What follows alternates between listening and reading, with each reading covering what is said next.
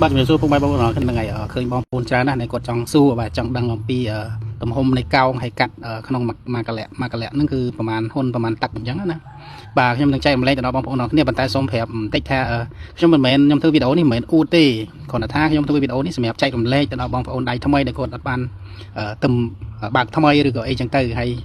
បើធ្វើទៅវាគេបងប្អូនគិតថាយឺតអាហ្នឹងមិនបាច់ធ្វើតាមទេហើយបើគិតថាធ្វើទៅវាលឿនជាងបងប្អូនធ្វើសពដងអាហ្នឹងបងប្អូនធ្វើតាមទៅអញ្ចឹងណាព្រោះថាសម្រាប់ខ្ញុំគិតថាខ្ញុំធ្វើបែបនេះគឺវាលឿនវាអត់មានប្របាក់តម្រង់ទេយើងកាច់តកោកទៅតម្រង់ទៅគឺវាត្រង់ស្រាច់អញ្ចឹងណាហើយកូនជាងរបស់យើងដែលគាត់មានចំណេះដឹងត្រឹម30%ជាមួយយើងហ្នឹងក៏គាត់អាចធ្វើបានលឿនដែរហើយស្រួលអត់សូវពិបាកទៅមើលរវល់មើលអញ្ចឹងណាឲ្យតែគាត់កំណត់ម៉ែត្រកំណត់ຂະຫນាត់ទៅតាមអ្វីដែលយើងបានកំណត់ឲ្យគាត់ទៅគឺគាត់ធ្វើបានហើយតែឯងគាត់ធ្វើបានដែរអញ្ចឹងណាអញ្ចឹងវាចំណេញបាទព្រោះយើងធ្វើជាមេគេក៏យើងត្រូវចេះបែងចែកថាតើយើងត្រូវឆ្នៃរបៀបណាទៅសម្រាប់ឲ្យកូនជាងរបស់យើងតែគាត់មានចំណេះខ្សោយគឺគាត់អាចធ្វើបាន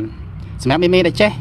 វាមិនសំខាន់ទេបាទគឺធ្វើយ៉ាងម៉េចក៏វាបានដែរតែសម្រាប់កូនជាងដែលគាត់អត់សូវចេះគឺពិបាកហើយបងប្អូនអរគ្នាដែលចង់បានຂະຫນាត់ចង់បានអីនៅឥឡូវខ្ញុំបង្ហាញឲ្យបងប្អូនមើលតាមវីដេអូហ្នឹងទៅបាទហើយបងប្អូនដែលមិនទាន់យល់អំពីការ